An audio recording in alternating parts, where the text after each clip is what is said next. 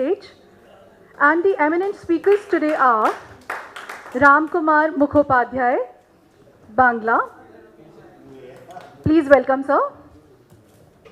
Annapurna Sharma, English.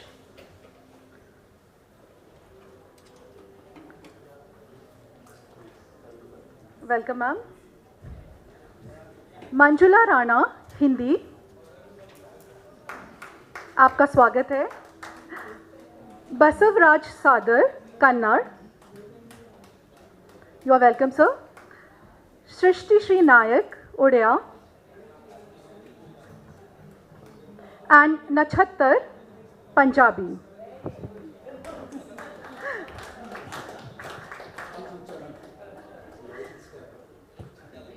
किस्सा गोई मानव इतिहास का आवश्यक हिस्सा है. ऐसी कोई सभ्यता या काल नहीं जबकि मनुष्य ने अपने साथियों से कहानियां साझा नहीं की. साझा करने की बात सामुदायिक जीवन से निकली और कहानियों ने न केवल मनोरंजन किया बल्कि श्रोताओं की सृजनात्मकता को भी बढ़ाने का काम किया. किस्सा गोई की प्रकृति अनिवार्यतः वाचिक है, लेकिन लंबे समय से, विशेषकर औद्योगिक क्रांति और प्रिंटिंग प्रेस की शुरुआत के बाद से, कहानियाँ लिखित अथवा छपे स्वरूप में उपलब्ध होने लगी. साहित्य अकादमी लगभग 4 दशकों से कहानी पाठ और कहानी श्रवण की कला को पुनर्जीवित करने के लिए अपने द्वारा मान्यता प्राप्त सभी भाषाओं में कहानी पाठ के कार्यक्रमों का आयोजन करती रही है. यह सत्र अनेक भाषाओं में कहानी को प्रोत्साहित करने की अकादमी की उसी प्रतिबद्धता की अगली कड़ी के रूप में आयोजित है तथा साहित्य प्रेमियों को सीधे उनके प्रिय कथाकारों के मुख से अनेक भाषाओं में कहानियाँ सुनने का अवसर प्रदान करता है. Telling tales is the essential part of human history. There is no civilization or time when human beings did not share their tales with fellow humans. The sharing aspect is stamped in gregariousness, and tales provided not only entertainment but also served as a tool to trigger creativity in the listener. Storytelling is essentially oral in nature, but over a period of time, especially after the dawn of Industrial Revolution and arrival of printing presses, they have become written or typed down. Sahitya Academy has been organizing story reading programs in all the languages. It has recognized for about 4 decades now to revive the art of story reading and story listening.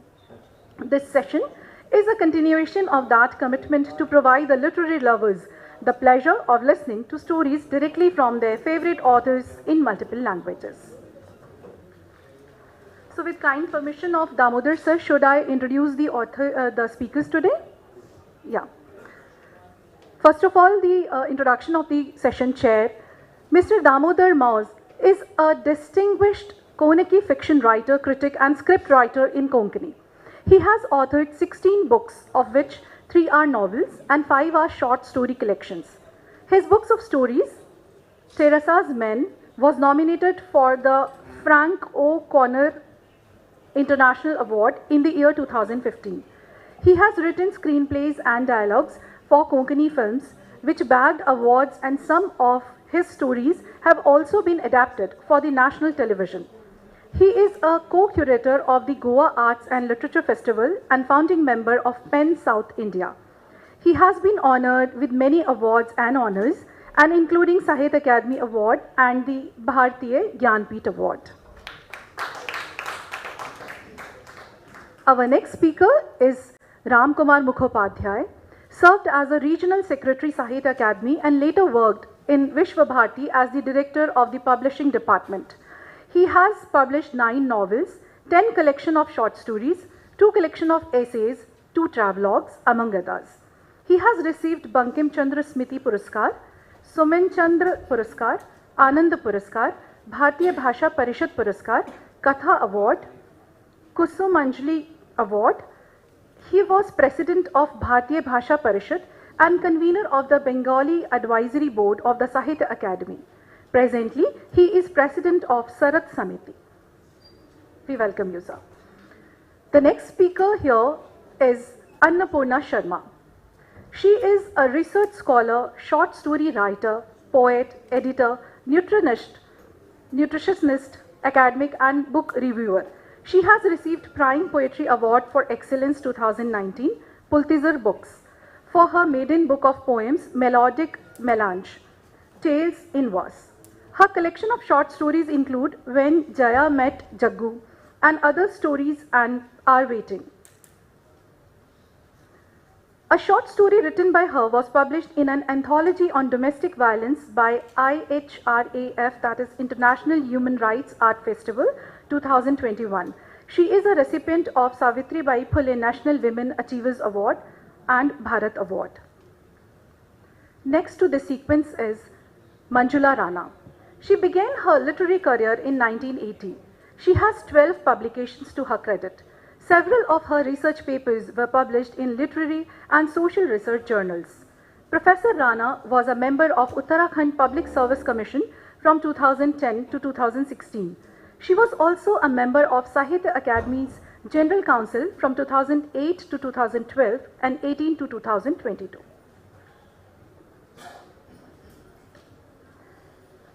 Now I would like to introduce Baswaraj Sadar.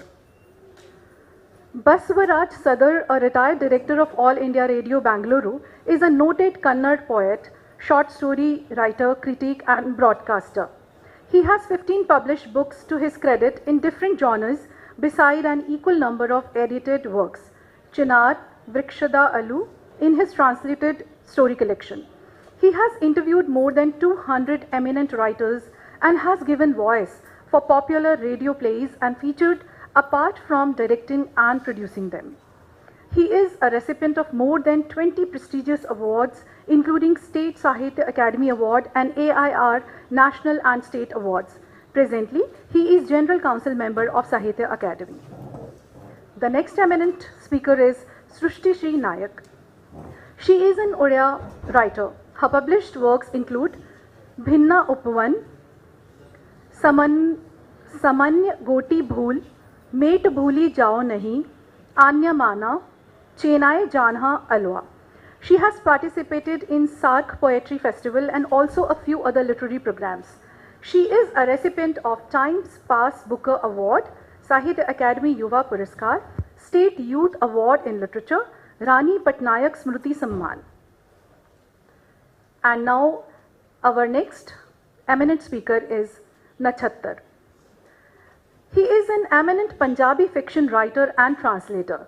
He is retired manager of Central Bank of India.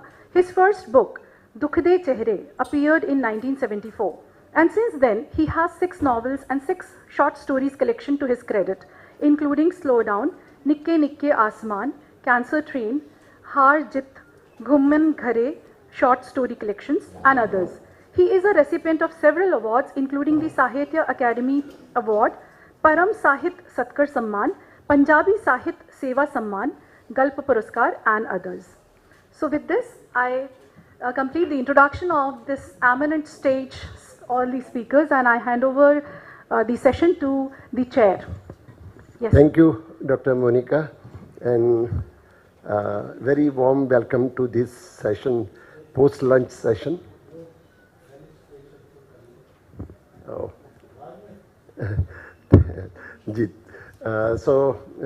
Once again, very good afternoon to all of you, and you are welcome to this post-lunch session, which makes the task of the chair also easier, because post-lunch sessions are very easy to handle.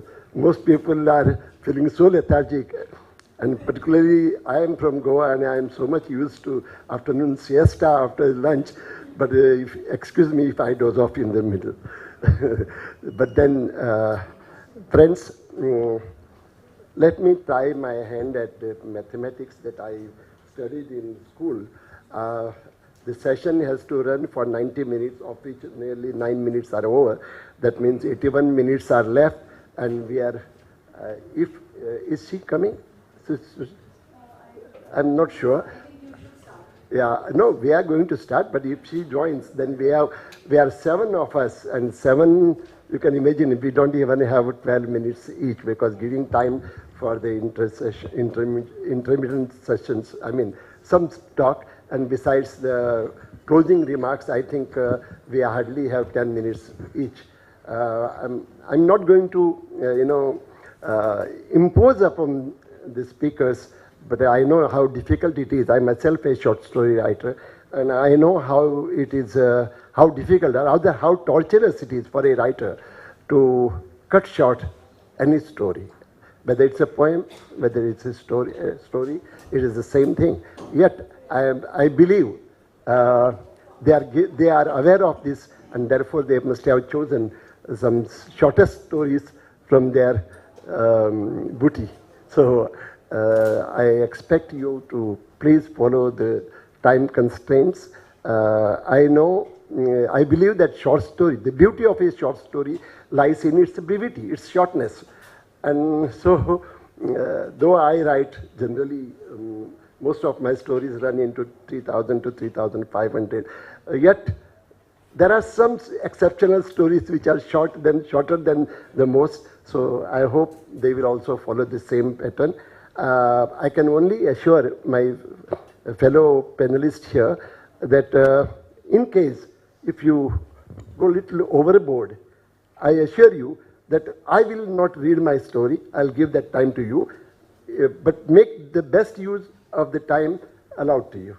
Okay? I'm not going to interrupt you when you read, because I know you can impose this self-censorship, I can say, on time, and continue with that. So I think we'll follow the same pattern here. Is that okay? Yeah, so I request Ram Kumarji. Ram Kumarji, I know him as a writer for more than 20 years, and is a well-known short story writer in Bangla, and also known to India as a short fiction writer. Respected President of the session, respected President of the Sahitya Academy, Soma Bandhavadhyay, Sajjodin Nayak, and friends.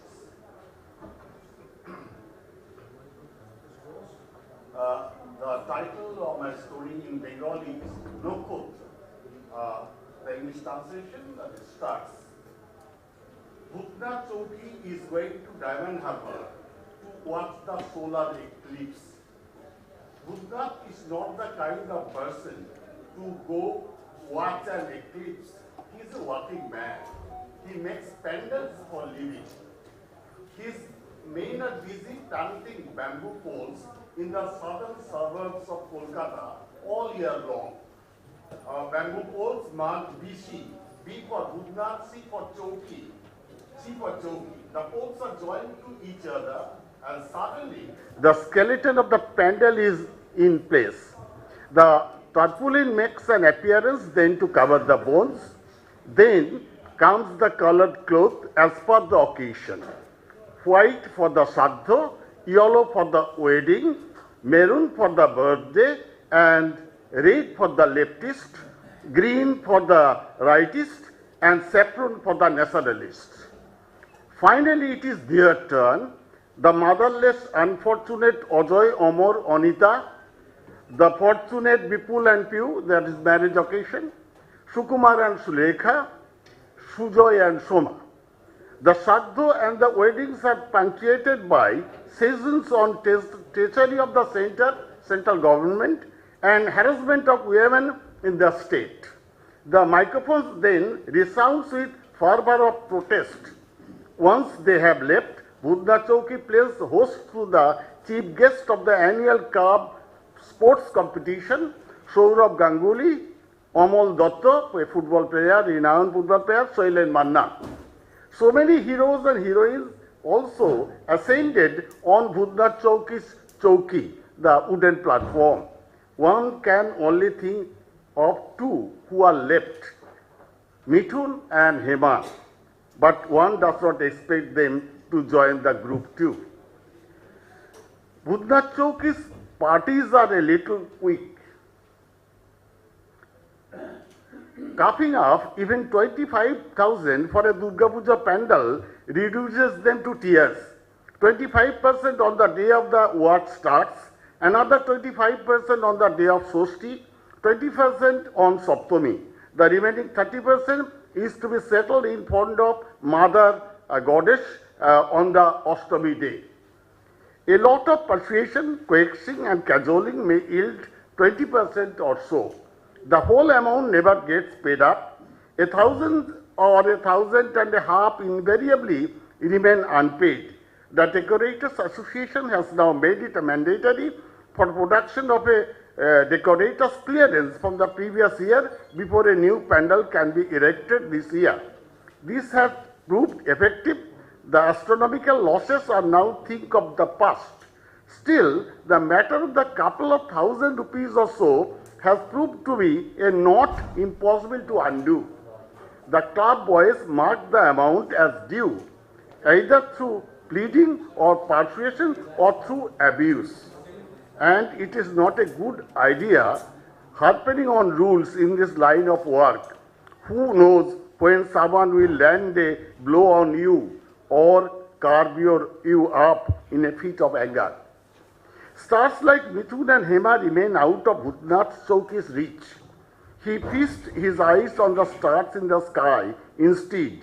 The tempo has now left Chetla behind and is now near Behala Chaurasta.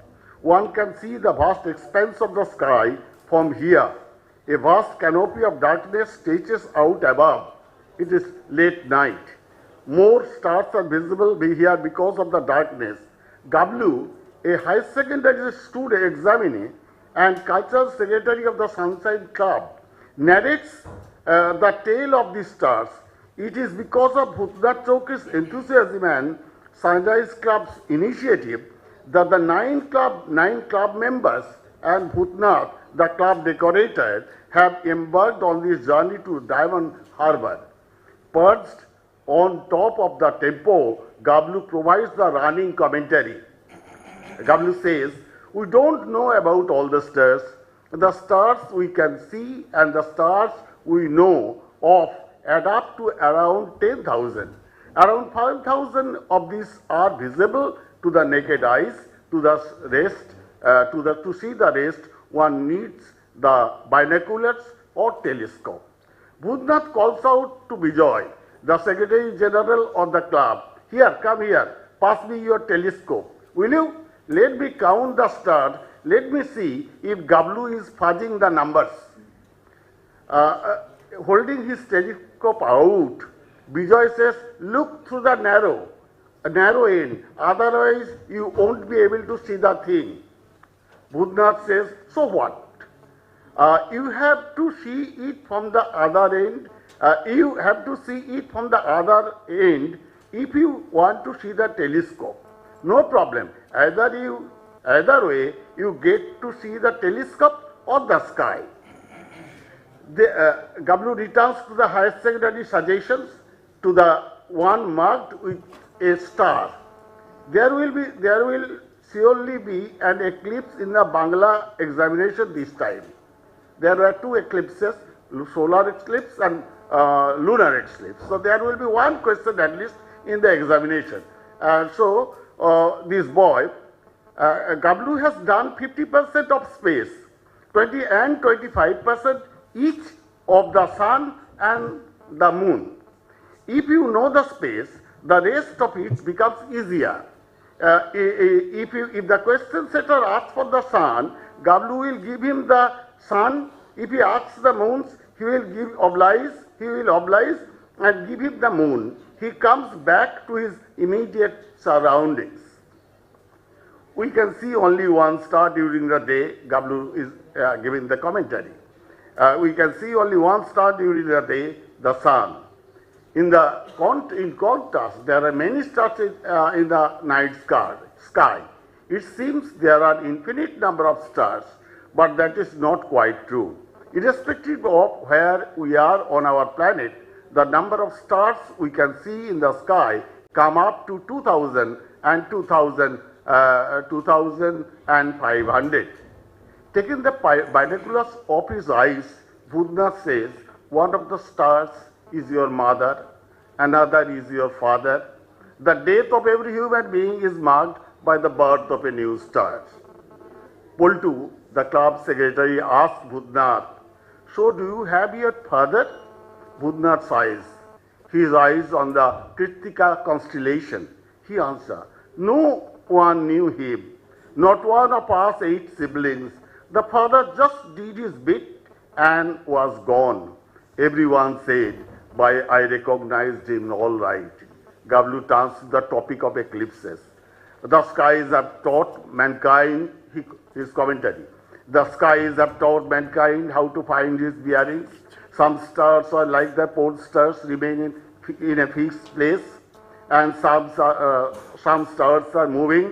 The skies have functioned as a compass for man since the time immemorial.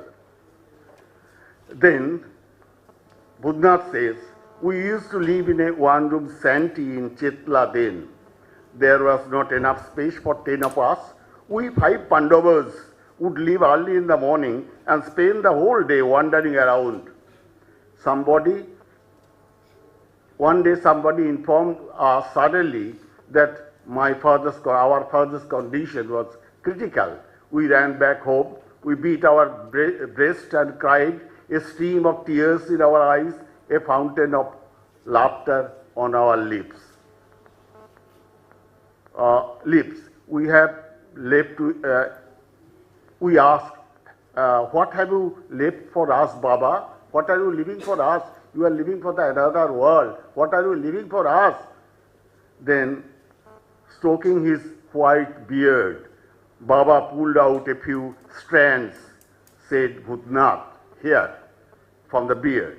He gave one each to each of us. 7 siblings wept inconsolably, the strands of hair clasped in their hands. I stood in one corner, the strand of hair in my hand. I thought, since I had not been able to do anything for my father all his life, I might as well pay him back in his own coin now. I went and sat on the chowki with the intention of restoring the hair back to his rightful place in Baba's beard. He went there. My brother slept with Baba's body. Budnath continued. I remained occupying the space Baba had left vacant. The chowki remained with me as Baba's legacy to me. Lokhi mounted on that chowki, so did Saraswati. As did dadas of the neighborhood, some of whom are now state-level leaders. The number of gods and goddesses multiplied, as did the numbers of leaders, and so did the chowkis. Budnath Rai became Budnath Chowki and then BC decorators. I built Badal Bhavan, naming it after my father. Raised the first floor thanks to my mother's blessing. The mother dairy office opened there. No one can ever pay back the price of one's mother's milk. Between Gablu's running commentary and Budnath's attempts to find his father in the Kritika constellation, night gives way to day. The tempest reaches Diamond Harbour just before dawn. The executive member of the Sunrise Club have scattered here and there. It is only Budnath and the driver now beside the tempo. Budnath brings down the movable oven from the tempo with the driver's help. He then loads it with charcoal and gets it going. Smoke begins to emerge. I am concluding. The flames leap up from the oven. Budnath puts the kora, the oak, on. He tries to do a head count. Uncountable people there, like the stars in the sky, 10,000 coats by Bablu's accounting. He has 1,000 pieces of papad he has carried with him.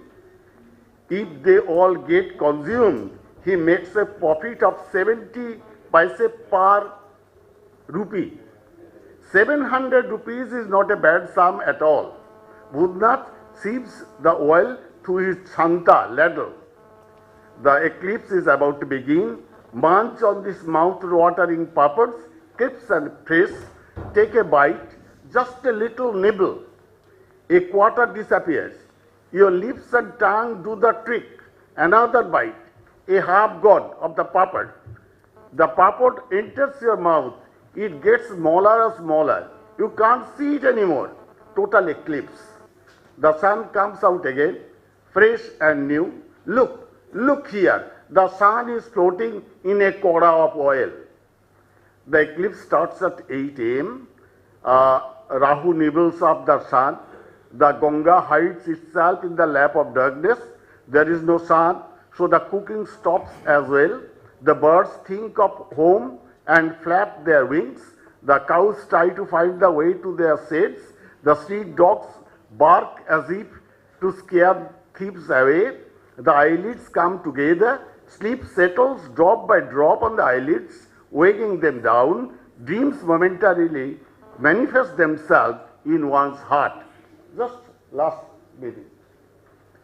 Once the sun is up again, the boys of the club return to Kolkata. Budnath sits on. He cancels out the 700 rupees due to him on account of the pendle against tempo fare. The accounts are now squared. He has in his hand now 675 rupees from the sale of the purports. The darkness of the eclipse still plays in Budnath's eyes, as do the dreams. He sees a forest of Sundari trees all around him, Sundarban. He dreams of, he sees a forest of Sundari trees all around him. He will make so many chowkis from the trees. 10,000 court stars above him. Benevolent gaze of his parents from the lap of the skies. He will get Mithun Chakraborty and Hema Malini to mount on his chowkis. Budnath Chowki cannot die before those two stars come down on his chowki. He has heart ailment, but he will not die before that. Thank you. Thank you, Ramkumarji. What a beautiful story. I don't think anybody needs to tell that it is a Bangla story. This is the way to convey, take the traits of a language through literature to the non-language speaking people. What a beautiful story. Thank you very much. Friends, we are 7 here, and I think most of us are going to read the stories in translation. Ramkumar's story was written in Bangla. It is read in translation into English. Now most of us are going to follow that. There is one risk involved, because if translation is bad, it can kill a story. But some people get a wrong notion that if a good translation of a bad story, the story can come up. It doesn't happen. It doesn't save the story.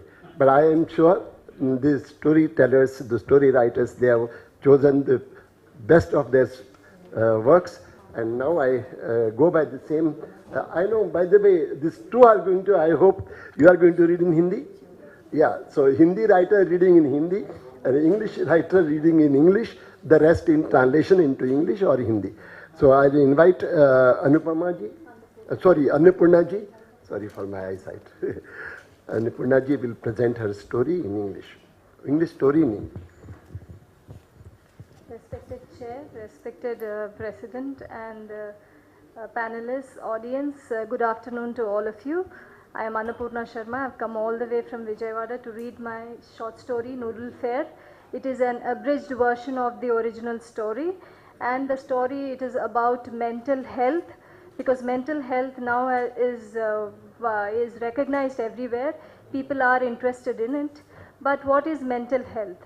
It is actually the illness that is from the inside and not the outside that we see. So this story is about a single mother who tries to protect her children and tries to manage them from her estranged husband, and the agony that she undergoes. This is described in this particular story. It is in first person narration, Noodle Fair. There he was, there, I stiffened when I spotted the figure next to the parking space. Tall and lean with a long beard, blood drained from my face, my hands turned cold. I couldn't see his face, which was turned the other way, but I was certain it was him. I stood motionless. I touched the dark blue pendant dangling from my neck.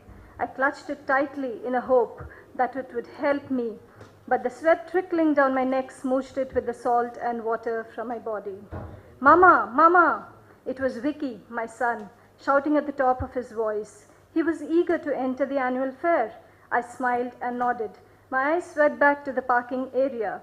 Where had he gone? I yanked the children close to me. What if he reappeared? Was I prepared to meet him? A shudder hurtled through my spine. Mama, Mama! I said, oh, okay. Let's enter the fair. The fair on the Swaraj Maidan dazzled with electric bulbs, wrapped in shimmering paper. An otherwise spacious Maidan, once a no man's land, appeared vibrant with the hustle and bustle of people. At the ticket counter, crowds queued up just as monstrous ants chasing sugar candy. More were thronging the entrance. My head was reeling with horrid comparisons. Awesome, Mom, said the children. I beamed at their excitement. Tia, my daughter, tiptoed in a white lace dress with matching ribbons, bangles, and hairpins. Vicky, a year older to her, tried his best not to somersault because he did it often whenever he was happy. I said, let's get inside. It was my first time at the fair. I was clueless and asked for directions to the food stall. The children darted ahead when they saw Rahman Chacha. He embraced Vicky and Tia and said, Ah, Varsha, you are here? Rahman Chacha offered to help me set up the stall at the annual fair. I stood quietly before my stall named Chinky's Noodles. His assistants built a stall grander than my imagination. Slowly I reached into my bag for the marble figurine of Ganesha and placed it in a corner. I lighted incense, adorned it with a rose and bowed to the figurine. Then I donned an apron and set to work as worried thoughts whizzed in my head. Will the people relish noodles, fried rice and Manchuria? There were many stalls serving Chinese food. Will I get customers? Perhaps I shouldn't have agreed to the idea of the stall at the fair. I wiped my forehead, wet my lips and murmured to myself, calm down, Varsha, calm down. Tia asked, Ma, the giant wheel. Tia, don't bother Mama. We have come here to sell Chinese food, said Vicky. Tears overwhelmed me. I said, not today. The fair will be here for the whole month. Teary-eyed, Tia needed a pat, and Vicky made no bones of selling food, the way he stressed Chinese food. Shopkeepers from in and around the town erected stalls. It was the annual fair, a privilege and a chance to display their wares. People gathered in huge numbers. There were 200 or more stalls selling a variety of goods, dresses, toys, kitchenware, accessories, gizmos, and an endless list of things under the sun. The food stalls were located to a corner of the fair. Rahman Chacha's stall had also all the type of cuisines. There was an ice cream cart also. Tia loved the sugared mango bar, while Vicky's favorite was choco bar. The outer cover was bitter, and the thick and inside was white, sweet and melting, so much like him. I decided to buy them each a bar. There he was, there, I could see him again. I stiffened. He was standing under the shade of a big umbrella. Ma, one plate of noodles. Ma, listen, one plate of noodles. Vicky shook my hand. Quick as lightning, I got back to work. I served noodles to the heavy-built man with a sombrero and a henna-colored goatee. The children giggled at his appearance. Tia and Vicky ran to and fro, yelling orders, serving chilled water to the customers, and Vicky also helped with the cash box. The rabbit Chinky in their storybook ran hither and thither, just like them. They often begged me to read the story of the bustling rabbit. Chinky was determined to set up his carrot stall, selling carrots of all sizes. The size of a mannequin for the bear, the size of a little finger for the squirrel. I wanted the noodle business to flourish like Chinky's carrot stall. That is why I named it Chinky's Noodles. There again, I see him. The same figure at the next stall. He was close, grinning, approaching my stall. A chill flashed through my spine. He said, one plate of noodles. A bony hand outstretched for a plate of noodles. He appeared dead, his skeletal frame visible through his shirt. A beard, overgrown, knotted at places, hair unkempt. Gosh. Ma, noodles. Vicky looked quizzically at me. I handed over the plate of noodles without a word. and then my eyes searched for him. Where did he go? I wished I could dash home, clutching the children in my arms. Ma, 3 plates of fried rice with extra chili sauce on one. Vicky was clinking the wok with a ladle. For once, I was relieved that he brought a different order and not the noodles. I smiled at Vicky's enthusiasm while my mind continued its peregrinations. The Maidan was a barren land burdened with boulders. One afternoon, while hurrying home from the vegetable mart, I took the shortcut road adjacent to the Maidan. I remembered how the ruffians whistled and guffawed. A hag with a goiter squatted under a gulmohar tree. She smiled at me, and when she extended her hand, I pedaled harder. There were a few tents in the middle of the Maidan, and gypsies dressed in clothes embossed with beads and mirrors wandered aimlessly from one hut to another. Some unclean children rolled in the mud. A kid sprinted in front of my cycle. I clutched the brakes and jumped off the cycle. A bimbo chased him with a stick. She stopped a second, stared at me, and rushed after him. Hearing the ruffians laugh behind my back, I scrambled onto my cycle. The mirage gave me vertigo, but I did not stop till I reached home. Rehman Chacha warned me not to use the shortcut. The same Maidan has been transformed into this lovely fair. Unbelievable. Ma, see that auntie? Ma, see that auntie? Red lips, brown face, black eyes, orange hair, whispered Tia. Handing 2 plates of vegetable balls to the woman loaded with makeup, I put a finger on my lips. I signaled Tia not to make fun of everyone, just like her father Chandu. 2 years back, one day, Chandu never returned from work. We searched everywhere, but we could not find him. When he was young, he walked away. For a month, said his friends. I blurted, walk or flee? He didn't have any job, so he was frustrated and was under pressure, said another. Pressure? Was I the pressure or the kids the pressure? Chandu often chanted. Vicky the engineer and Tia the teacher. It resounded in my ears. When he left, my life was shattered. I was unable to manage Vicky's tantrums and I spanked him. Tia ran a high temperature for several days. I cursed the ditching times. I wished his friends were right, and he returned home to me and to the kids. I waited for 4, nearly 5 months. My parents insisted that I return home to their home in another town. I stayed back because I believed he would return. Rehman Chacha and his wife, our neighbors, took care of me. Chacha owned a restaurant and it was his idea to start the noodle business. I was reluctant, but then I agreed. Over several days of practice, I was able to master juliennes, the fine, elongated strips of cabbage and carrot.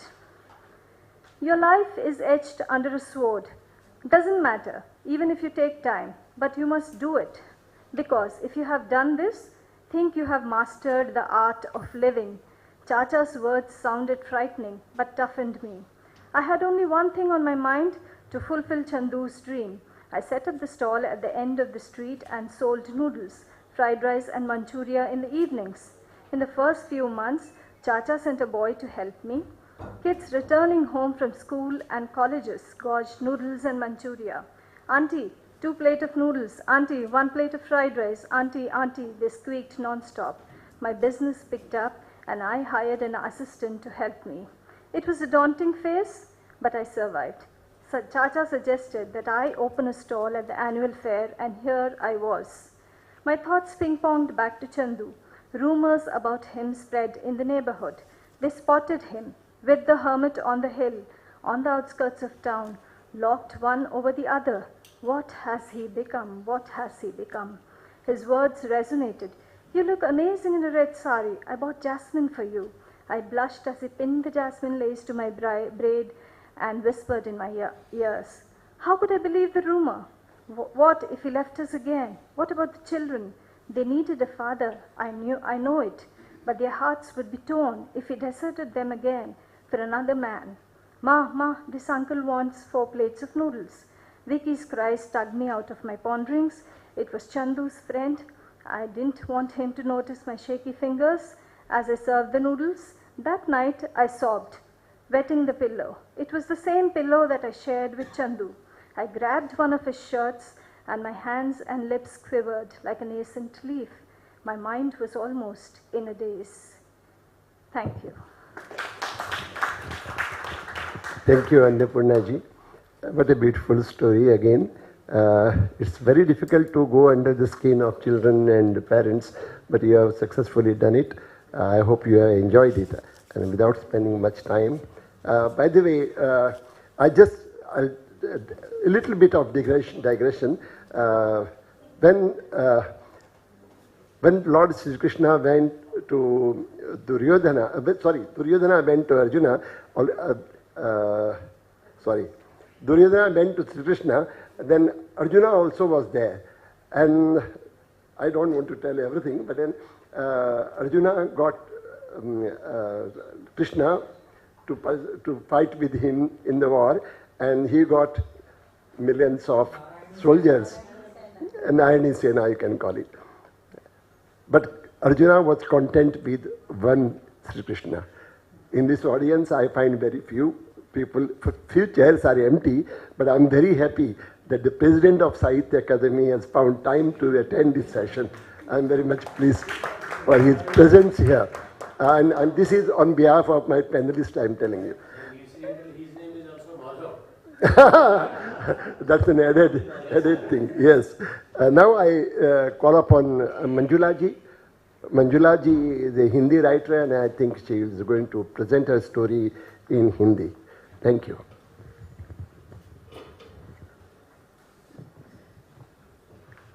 इस सभागार में उपस्थित मेरे सभी पूजनीय श्रोताओं, मेरे लिए साहित्य अकादमी एक तीर्थ के समान है और उस तीर्थ में मैं आप सभी को प्रणाम करते हुए अपनी कहानी यहाँ प्रस्तुत कर रही हूँ। इसका शीर्षक है अंतहीन प्रतीक्षा।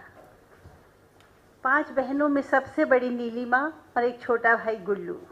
यही दुनिया थी नीलिमा की, और इसी का पालन करते करते वह बहन से कब माँ बन गई उसे पता ही नहीं चला। उसके पिता रेलवे में क्लर्क की नौकरी करते थे और माँ एक सात्विक गृहस्थन थी। पिता रात दिन इतने बड़े परिवार की रोजी रोटी की चिंता में व्यस्त रहते, उन्हें इसके अलावा किसी से कोई सरोकार नहीं था। अनुपमा नाम था नीलिमा की माँ का। उस सदी में माँओं का कोई अलग से अस्तित्व नहीं होता था। वो तो अपने पति के साथ नमक पानी की तरह घुल मिलकर अपना जीवन बिता दिया करती थी, या यूँ कहें थके हारे पति की चाकरी और मनोरंजन का पिटारा भर थी। कोई और साधन समय नहीं था नीलिमा के पिता के पास अपनी थकान मिटाने का। ऑफिस से लौटते ही उन्हें अपने पत्नी का साहचर्य चाहिए था। उनकी हर इच्छा का पालन करना अनुपमा का धर्म बन गया था। इसी क्रम में कब बेटियां सयानी हो गई, यह समय का अपना सिलसिला था। नीलिमा अपनी माँ की समानांतर भूमिका में आ गई थी। पति के आते ही उसकी माँ छाया की तरह उसके पिता के पास रहती और घर के चौके चूल्हे से लेकर छोटे भाई बहनों की जिम्मेदारी उसके कंधों पर आ गई थी। प्रायः हिंदुस्तानी समाज में ऐसा ही होता आया है। उसका एक ही मन था कि उसके भाई बहन पढ़ लिख कर नाम रोशन करें। इसी सपने के साथ उसकी अपनी पढ़ाई भी चलती रहती। अपनी क्लास में अव्वल रहने वाली नीलिमा जीवन के हर मोर्चे पर अव्वल थी। उसका अपना सपना भी नौकरी करके घर संभालने का था। बहुत जल्द उसके मनोरथ पूर्ण होने लगे और बीएड करते ही उसकी नौकरी घर के पास के स्कूल में लग गई। उसके रोजगार के साथ ही घर रोशन होने लगा। अब तो हर दिन बहनों की अलग अलग फरमाइश और भाई के शौक सामने आने लगे। उसे भी अच्छा लगता कि घर में धीरे धीरे सुविधाएं जुटाने से एक चमक तो आई। माँ की धोती की सिलबटें कम हुई और उसके पैरों में भी बोरोप्लस की क्रीम लगने लगी, क्योंकि पिता की नौकरी पेट पालने भर तो अच्छी थी, पर कुछ और उम्मीद उनसे नहीं की जा सकती थी। अब तो नीलिमा घर का केंद्र बन गई थी। उसके पिता भी उसे तवज्जो देने लगे। आते ही उसकी खैर खबर पूछते। उनको भी एक कमाऊ हाथ जो मिल गया था। घर का कुहासा छटने पर किसी ने नीलिमा के अंतर्मन के कुहासे को कभी देखना ही नहीं चाहा। साथ ही आजकल यह भी एक युक्ति बहुत सामान्य है कि कमाऊ बेटी के लिए यह अफवाह फैला दी जाती है कि इसके भाग्य में तो शादी है ही नहीं। पंडित जी ने जन्म के समय ही बता दिया था कि वैधव्य योग है। नीलिमा की जन्मपत्री भी ऐसे ही कर्मकांडी द्वारा बाँची गई थी और शायद उसी का प्रभाव उसका जीवन बन गया था। उसकी मन की सुध तो उसकी माँ ने भी कभी नहीं ली। हाँ, कभी कभी छोटी बहनों की चिंता माँ के चेहरे पर शिकन अवश्य डाल देती थी। नीलिमा का यौवन अपने शिखर पर था। सजने संवरने की उम्र में टोकरी भर जिम्मेदारी मिल जाने से उसने अपने आप को समझाना शुरू कर दिया था, और ऐसे ही चलते चलते उसकी मुलाकात भी एक दिन आनंद नाम के युवक से हो जाती है, जो उसी के स्कूल में अभी अभी ट्रांसफ़र होकर आया है। उसके विचार नीलिमा को प्रभावित ही नहीं करते, बल्कि उसके बारे में सोचते ही आंखों में चमक ला देते थे। उसके साथ बैठना उठना उसे अच्छा लगने लगा था। यूँ उसे बखूबी अपने हालात पता हैं। अपने पिता का चेहरा याद आते ही उसे एक संताप घेर लेता। उसे पिता की झुर्रियों में अपनी ही तस्वीर नजर आती, मानो वो भी बड़ी आशा से उसकी ओर ताक रही हों। इसी ऊहापोह में नीलिमा के पिता रिटायर हो जाते हैं और जीवन भर नौकरी करके जो जमा पूंजी मिलती है उसे अनुपमा को सौंपते हुए आग्रह करते हैं, अरे भाग्यवान, ये 15 लाख मेरे जीवन भर की कमाई है। अब 1-2 कमरों का घर बनाकर अपनी छत के नीचे रहने का सुख देखना है। उसकी माँ बेटियों की ओर इशारा करके कहती है, और ये जो हमारे पास अमानतें हैं इन्हें भी तो सौंपना है दूसरे घरों में। पर पिता पर कोई असर नहीं पड़ता। बहुत आश्वस्ति से कहते हैं, अरे तू चिंता मत कर, इसके लिए नीलिमा है ना, उसकी तनख्वाह किस काम आएगी। पर किसी को उसकी फिक्र नहीं होती, बड़ी बेटी की बड़ी बड़ी जिम्मेदारियां जो थी। एक दिन उसके पिता अचानक उसके पास आकर बहुत दयनीय भाव से कहते हैं, देख बिट्टो, तेरी छोटी बहन के लिए पास के गांव से एक अच्छा रिश्ता आया है। लड़का दुबई में किसी अच्छे होटल में है, घर गांव में अच्छी खासी ज़मीन है, माँ नहीं है लड़के की और बाप भी किनारे पर है।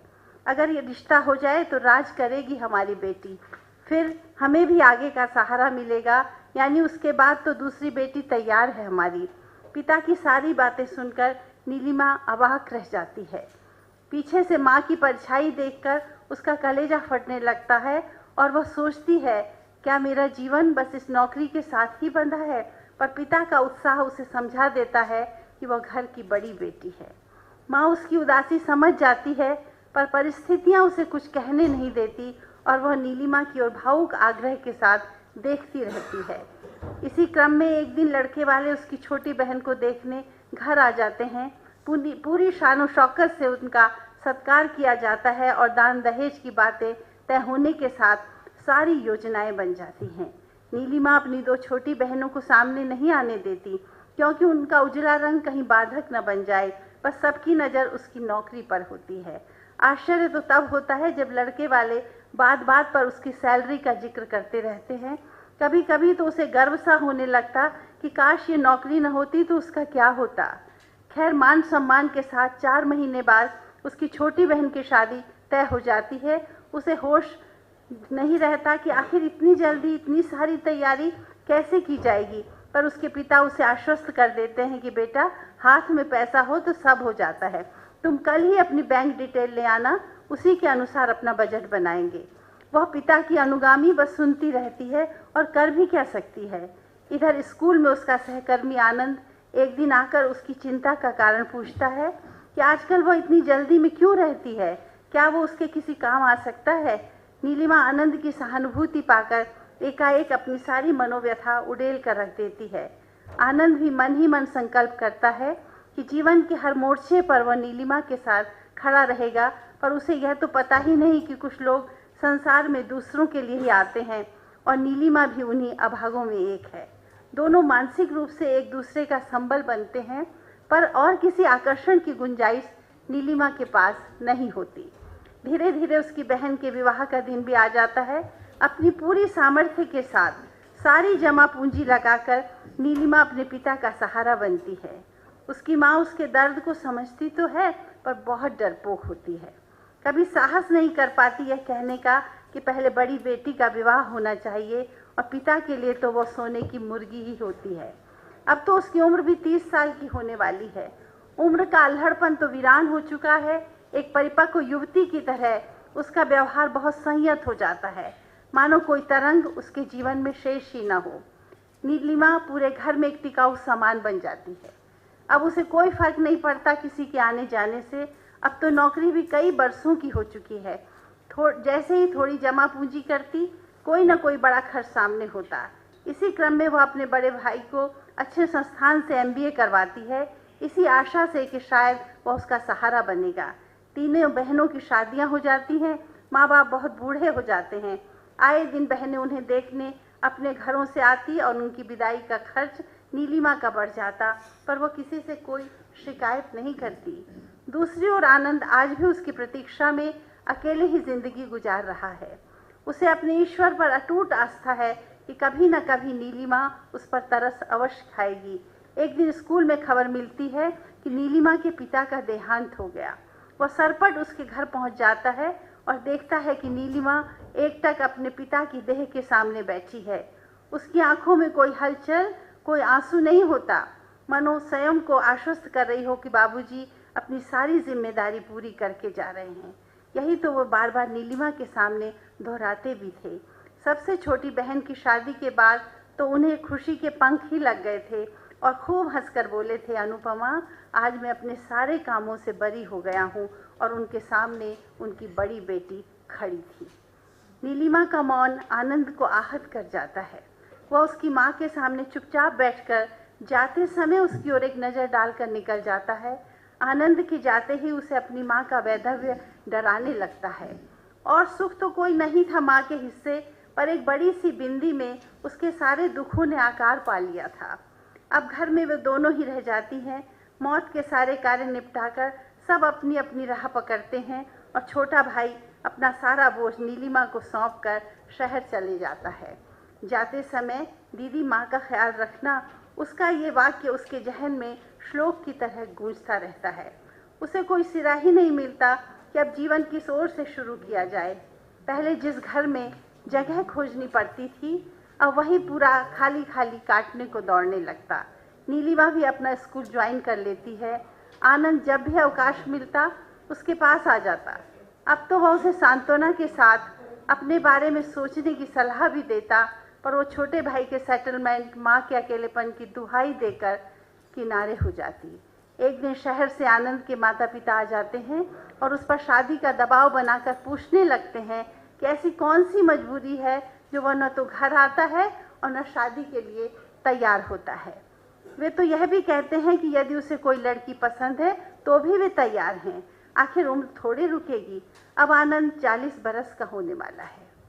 वह अपने माता पिता को कोई उत्तर नहीं देता और अगले दिन स्कूल आकर नीलिमा के सामने साफ साफ कह देता है कि वह शादी करेगा तो तुमसे ही करेगा, चाहे उसे सारी उम्र अविवाहित ही क्यों न रहना पड़े। नीलिमा उसे समझाती है कि अब घर गृहस्थी की उसकी आयु निकल चुकी है और उसके पास इसके अलावा बहुत सी जिम्मेदारियां हैं। अभी भाई की शादी करनी है, अभी उसकी नई नई नौकरी है, माँ को तो अकेला छोड़ा ही नहीं जा सकता। आनंद उससे प्रार्थना भी करता है, उसकी सारी जिम्मेदारियां अपनाने को तैयार भी है। वो दोनों मिलकर ये काम ज़्यादा अच्छी तरह से कर सकते हैं, पर वह अपने बारे में कोई निर्णय नहीं लेती। एक दिन अचानक उसके भाई का फ़ोन आता है कि उसने अपनी ही कंपनी में एक लड़की पसंद कर ली है। दूसरे धर्म की होने के कारण उसे लगा कि गांव में विवाह संभव नहीं हो पाएगा, इसलिए उसने खुद ही कोर्ट मैरिज कर ली है। अब उसने भी बहुत प्यार से नीलिमा को फ़ोन किया कि वह माँ को लेकर उसके पास आ जाए। लड़की बहुत सुशील सौम्य है, बस हमारे धर्म नहीं मिलते, बाकी आप लोगों को बहुत पसंद आएगी। नीलिमा पर तो जैसे पहाड़ टूट जाता है। उसे कुछ सूझता है नहीं कि माँ को कैसे बताया जाए। वो भोली भाली निश्चल तो ऐसा सुन भी नहीं पाएगी। फिर उन मन्नतों का क्या होगा जो बेटा पाकर उसने हर धागे के साथ बांध ली थी। बहुत सारी तैयारी करके, बहुत सारी भूमिकाएं बांधकर, गांव भर के किस्से सुनाकर वो धीरे धीरे माहौल बनाती है कि अपने भाई के कारनामे खोल सके। आनंद भी उसे सहारा देता है कि ऐसा कुछ भी नहीं होगा, वह माँ को जल्द से जल्द ये खबर दे दे। पर नीलिमा अपने घर को बखूबी जानकर इस बात को टाल जाती है। धीरे धीरे समय सारे घाव भरता है और वह भी सारा किस्सा माँ के सामने खोल देती है। वो भाई के एक वाक्य से टूटती है कि मैं तो सेल्फ मेड हूँ, आखिर किसी ने मेरे लिए किया ही क्या है। और इस तरह नीलिमा अपने ही घर में हाशिए पर आ जाती है। अतीत के पन्ने पलटती है तो उसे वे सारी बातें याद आती हैं कि किस तरह उसने अपने अरमानों को ख़त्म करके इस घर को जिंदा रखा था। उसकी अपनी माँ भी उसकी भावनाएं नहीं समझ पाई और इसी अवरोह में उसे लगा कि शायद कोई उसकी प्रतीक्षा में आज भी खड़ा है। वह पलट कर देखती है तो आनंद आज भी प्रतीक्षातुर बाहें फैलाए उसके सामने बहुत विनम्र मुद्रा में होता है। वह बहुत संयत भाव से प्रार्थना करती है कि देखो तो सही, मैं अब तुम्हें वह सुख नहीं दे पाऊंगी जिसके तुम हकदार हो। इस वीरान पतझड़ में तुम्हें कहीं हरियाली नहीं मिलेगी। अब आखिर एक पुरुष को तृप्ति चाहिए जो उसके पास नहीं होगी। पर आनंद उसे अपनी ओर खींच कर कहता है कि मैंने तुम्हारी आत्मा से प्रेम किया है।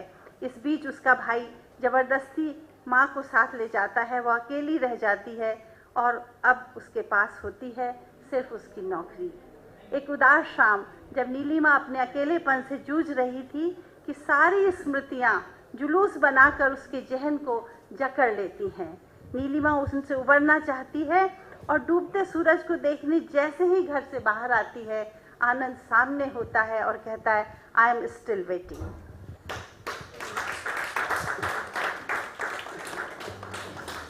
ये जिंदगी है, इसका ही नाम जिंदगी है। It said that life is complete in its incompleteness. So beautiful story, बहुत अच्छी कहानी आपने सुनाई, धन्यवाद। और नेक्स्ट रीडर इज बसवराज जी, हमारे पड़ोस के राज्य से आते हैं और अच्छे कहानीकार, जाने माने कहानीकार हैं। बसवराज जी प्लीज।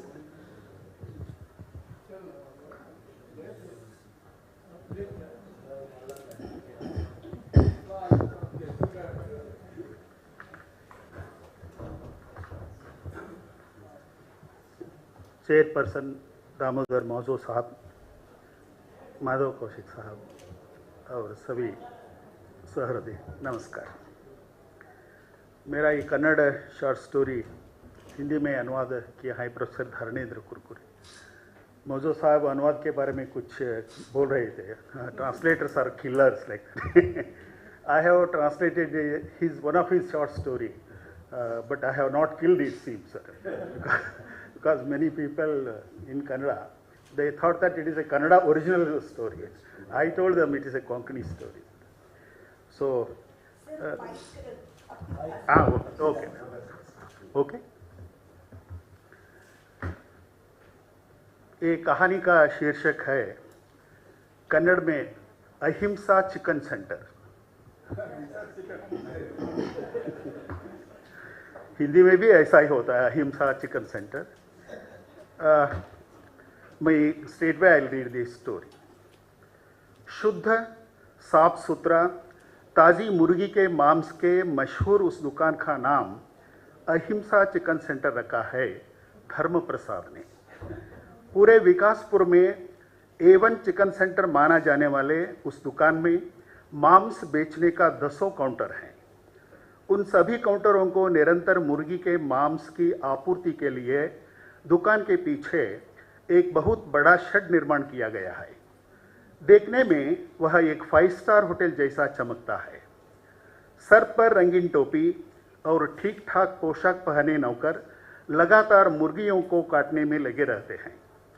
मन एवं तन दोनों को वह असहनीय काम होने के कारण उनको मोह मांगी तनख्वाह देनी पड़ती है।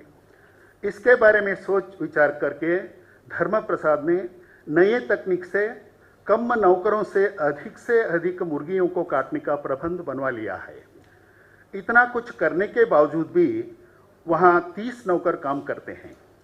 धर्म प्रसाद का वह नए तकनीक से जितनी भी मुर्गियाँ काटो तो भी कोई भी आवाज़ आती ही नहीं है। इसलिए किसी को भी पता नहीं चलता है कि वहाँ क्या चल रहा है। कुछ सालों से धर्म प्रसाद हर रोज़ हजारों मुर्गियों को काटकर कितने ही लोगों की जिह्वा की स्वाद आपूर्ति करता आया है। साथ ही साथ भूख की आग मिठाने का पुण्य कार्य भी करता आया है। सप्ताह में एक आध बार अपनी आलिशान कारगाड़ी में वहां आकर मुआयना करके जाना उसकी दिनचर्या बनी थी। उसके इस धंधे की देखभाल करने के लिए कुत्ते जैसे वफादार नौकर वहां कई लोग हैं। व्यापार तो जोरदार ही चल रहा है। विकासपुर से 40-50 मील दूर पर अनेक गांव हैं। उन गांवों के किसानों को धर्म प्रसाद ने यह समझा कर कि अरे भाई, खेती बाड़ी में क्या रखा है आप, मुर्गी पालने से अच्छी कमाई हो सकती है। उनकी बात मानने वाले किसानों को हाईटेक मुर्गी फार्म बनवा कर दिया है। मुर्गी के चूजों से लेकर उनके लिए आवश्यक खुराक, दवाई, पानी, वैद्यकीय इत्यादि सुविधाओं का प्रबंध करवा दिया है।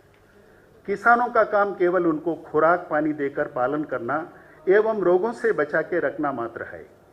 धर्म प्रसाद से मिलने वाली सुविधाओं का लाभ उठाकर किसान अपनी फार्म में मुर्गियों को अच्छी तरह पालते रहे हैं।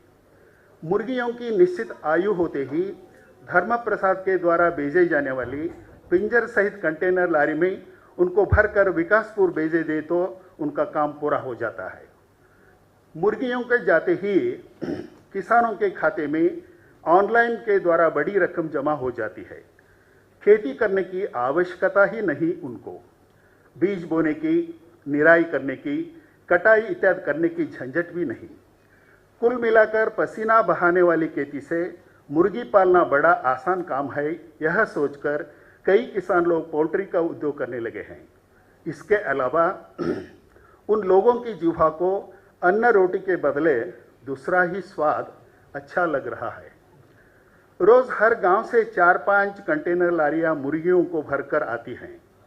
पिंजरे के साइज के अनुसार प्रत्येक पिंजरे में 10, किसी में 15-20 मुर्गियों को भर दिया जाता है। लारियों को आते ही उन पिंजरों को उतारकर अहिंसा चिकन सेंटर के बाजू वाले शेड में एक के ऊपर एक रखा जाता है। तब तक पोल्ट्री के विशाल प्रदेश में मजे से दाना चुगते आराम से रहने वाली मुर्गियां पिंजरे में बंद ही बनते ही प्राण भय से कर कर कर कर कर कर आवाज करने लगते हैं। वह भी केवल कुछ समय तक। वह सफर समाप्त होते होते दूसरे लोग के अनुभव से वे सब मौन धारण कर लेती हैं। पिंजरों को उतारते समय भय से चिल्लाने पर भी कुछ ही देर में शांत हो जाती हैं उन मुर्गियां। उनको देर तक खाना नहीं मिलता है तो मात्र उधम मचाती हैं। धर्म प्रसाद का तर्क यह था कि मरने वाली मुर्गियों को खाना देने से क्या फायदा, उनकी भूख के बारे में पूछने वाला कौन है। मुर्गियों की भूख बढ़ाकर भूखी प्यासी मुर्गियों को मारकर मांस बेचता है धर्म प्रसाद। वहाँ मांस खरीदने वाले मनुष्य भूखी मुर्गियों का मांस खाकर भूख मिटा लेते हैं। कबार मुर्गियां अपने में ही संकट प्रकट कर लेती हैं। इसी कारण मनुष्य की भूख कभी भी मिटती ही नहीं। इस प्रकार भूख को ही अपने धंधे का मूल मंत्र मानकर चलाने वाले धर्म प्रसाद की वो खैया और कुछ उसके बारे में चुप रहना ही उचित होगा। जैसे पीछे कहा गया है, कंटेनर वाली लारियां विकासपुर तक आते आते ही चुप जाने वाली मुर्गियां जाने क्यों आज पहले की तरह नहीं है। पिंजरे में खचाखच भर देने से सारी मुर्गियां जोर जोर से cook cook cook cook cook cook आवाज करती हुई अपने में ही छीना झपटी शुरू कर रही थी। अहिंसा चिकन सेंटर पहुंचते पहुंचते उस आवाज से लारी के ड्राइवर एवं क्लीनर के कान फटने लगते। हजारों मुर्गियां इस तरह लगातार आवाज करने लगे तो क्या होगा। पिंजरे उतारते समय भी वही शोर शराब जारी था। ऐसी विचित्र घटना घटते ठीक समय पर धर्म प्रसाद अचानक चिकन सेंटर में दाखिल हुआ था। मुर्गियों की यह शोर अचानक सुनकर उसे आश्चर्य हुआ। उसने दंग कर उसे देखते खड़े नौकरों को देखा, यह सोचकर कि इसमें कोई बात है। अरे यह सब मामूली बात है, जाओ। कुछ देर इस तरह शोर करके सुस्ता कर अपने आप चुप हो जाती हैं। उसे क्या देखते हो, चलो चलो अपना काम देखो। ऊंची आवाज से डांटा धर्म प्रसाद ने। घबराए हुए नौकर चुपचाप अपने अपने काम में लग गए। फिर भी धर्म प्रसाद के विचार के विरुद्ध वह शोर शराबा बंद होने के बदले और भी बढ़ता चला गया। इतना ही नहीं, वे सब पिंजरे की तंग जगह में एक दूसरे को चोंच मारती हुई, एक दूसरे पर आक्रमण करती हुई पीछे हटने की कोशिश कर रही थी। सरकार की सुविधाओं को पाने के लिए कुछ अनर्ह लोग भी अपने को पिछड़े वर्ग में घोषित करवाने के लिए कोशिश करते हैं ना, ठीक उसी तरह था उन मुर्गियों का बर्ताव। मुर्गियों का वह विचित्र बर्ताव एवं आवाज से मालिक के मन में अजीब सी घबराहट हुई। हर बार की तरह वह जाने के लिए जल्दबाज न करके सभी पिंजरों का चक्कर काट कर देखने लगा। मुर्गियों का बदले हुए उस बर्ताव ने धर्म प्रसाद को विचलित कर दिया। उसे अपने कान बंद पड़ने का अनुभव होने लगा। यांत्रिकरण की व्यवस्था में मुर्गियों का गर्दन काटकर चमड़ा निकालकर लटकाने के लिए तैयार कर रहे नौकर भी वह शोर सुनकर बाहर आ गए। उस घटना को देखकर उनको भी घबराहट हो गई। यह सब होते समय ही मुर्गियां और भी आश्चर्यजनक रीति से बर्ताव करने लगी। वह दृश्य ऐसा था जो कोई सोच भी नहीं सकता और किसी की कल्पना से परे था। पिंजरे में मुर्गियां एक दूसरे को आगे पीछे धक्कल में लगी हुई हैं। मुर्गियां इस तरह धकेलती हुई पीछे हटने की कोशिश कर रही थी। वे सब घबराई हुई लग रही थी। वे इतनी तेजी से धक्कम धुक्का कर रही थी कि पता लगना मुश्किल हो रहा था कि कौन सी मुर्गी कहाँ है। मुर्गियों के इस बर्ताव पिछले कुछ दिनों से आरंभ हो गया था। फिर भी चिकन सेंटर के किसी नौकर ने या तो मालिक ने उस ओर ध्यान नहीं दिया था। कोई क्रांति की आग धीरे से लगकर आगे तीव्र स्वरूप धारण करने वाले शोले की तरह उन मुर्गियों का वह संघर्ष दिन ब दिन बढ़ता जा रहा था। उस दिन मात्र वह सबको पता चला गया। पिंजरे के बंधन में होने पर भी मुर्गियों का वह हंगामा देखकर धर्म प्रसाद को लगा कि कोई कतरे की घंटी है यह। उसका कारण जानने का कौतूहल बढ़ता गया उसको। वह देखते देखते ही कड़ा तो फिर एक और नया बर्ताव मुर्गियों में दिखाने देने लगा। पिंजरे में पीछे वाली मुर्गियां आगे वाली मुर्गी को इस तरह आगे धकेल रही थी कि मानो कह रही हो तुम पहले जाओ। अपनी पूरी ताकत को एकत्रित करके आगे जाने के लिए नकारने वाली मुर्गी के गर्दन को अपनी चोंच से काटने की कोशिश कर रही थी। तत्काल वह मुर्गी वहीं मरकर ढेर हो जाती थी। फिर उसके पीछे वाली की बारी आती थी। उसके गर्दन को पीछे वाली मुर्गी अपनी चोंच से काट देती थी। इस तरह एक दूसरे को काटकर मारने का सिलसिला जारी था। देखते ही देखते सभी पिंजरे में आखिरी मुर्गी को छोड़कर सारी मुर्गियां मर गई। कुछ ही देर में सारे पिंजरे मरी हुई मुर्गियों के पिंजरे बन गए। वहां का पूरा माहौल में खामोशी भर गई। इसे समझाने में धर्म प्रसाद को देर नहीं लगी कि मुर्गियां यह सोच रही हैं कि चिकन सेंटर में उनका गर्दन काटने वाले हैं और यही कारण से आगे वाली मुर्गी को धक्का देकर आगे कर रही है। हर मुर्गी यह सोचकर कि वैसे करने से अपनी जान जान बच सकती है, आगे वाली मुर्गी को आगे धकेल देती थी। यदि वह आगे नहीं जाती तो गुस्से से मार देती थी। यह चालाकी धर्म प्रसाद को स्पष्ट हो गया। अरे मुर्गियों, तुम भी आज के राजनीतिज्ञों की तरह चाल चल रहा है। वह दंग हो गया। धर्म प्रसाद मन ही मन सोचकर हंस पड़ा। ओह, कितनी अक्ल आई है इन मुर्गियों को। चलो अच्छा ही हुआ। इन मुर्गियों का गर्दन काटने के लिए नौकरों का कितना खर्च करना पड़ता था, समय भी लगता था ना। उस बोझ को इन मुर्गियों ने हल्का कर दिया। मारने वाले नौकर को देने वाली तनख्वाह भी बचाया। मुर्गियां इतने अक्लमंद होने के कारण आगे भी इसी तरह जरूर करेंगी। इस प्रकार मेरे नौकरों अपने आप मरने वाली मुर्गियों को मारने की झंझट आगे नहीं ही है। यह सोचकर धर्म प्रसाद खुश हुआ। उसी खुशी में अहिंसा चिकन सेंटर में आगे मुर्गियों को मारने के लिए 30 नौकर नहीं चाहिए। मुर्गियां एक दूसरे अपने आप को काटकर मर रही हैं। चमड़ा निकालकर मांस लग के लिए 4 नौकर चाहिए बस। बाकी नौकरों को कल से आने की जरूरत नहीं। एक फरमान निकाल दिया धर्म प्रसाद ने।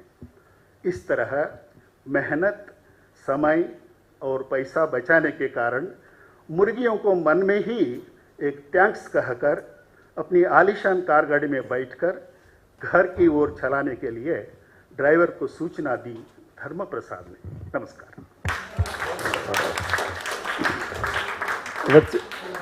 Thank you, Basavaraj ji. What a satire, beautiful satire. Please, एक बात सच्ची है कि आजकल विकासपुर हर गांव में, हर शहर में आगे बढ़ रहे हैं और हर विकासपुर में ऐसे अहिंसा चिकन सेंटर्स खुल रहे हैं. Anyway, these are the stories that can make an impact. This is very, very important. So with this message, thank you for that story, Basavaraj ji. And now I can ask, wow, if correct me if I am wrong, Srishti Sri Naik is an Odia writer. Have we met before? No. First time I am meeting her, but then please carry on with your story. We are coming very close. I am very thankful to all the panelists for keeping up the time. Namaskar to all. Here is my story, matrimony.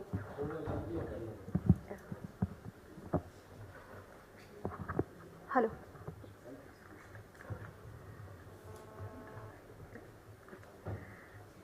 Salini was setting morning breakfast on the dining table. 2 plates were containing 3 chapatis and some mixed veg fry. It was the early meal every day in the Gupta's household. Salini was a cooking expert before her marriage. It's an excellent culinary skill. She was given all the responsibility of kitchen in her parental home. She always took extra pleasure in baking various kinds of cakes and cutlets, making desserts like bread pudding, kheer and halwa. Her sister-in-law used to say her jokingly, Salini will win the heart of her in-laws by serving them tasty, healthy food. But what a peculiar household in her fate. Once she entered in the kitchen, she had to obey her mother-in-law's order, and that was to make chapati and mixed veg every day in the morning breakfast. After finishing the morning puja,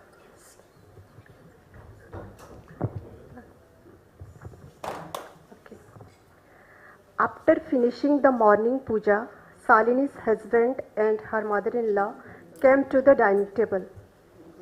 Salini served them breakfast platter and tea. Over the tea conversation, her mother-in-law asked her son Jagdish to give her account of yesterday's sale. Jagdish answered her briefly. He was also in a hurry to go to the shop. He had a grocery store in the main market. Every morning he opened the store sharp 8 o'clock. There is nothing that is not available in his store. He can also extend credits with verifiable records. Hundreds of customers used to come from morning till night to his store.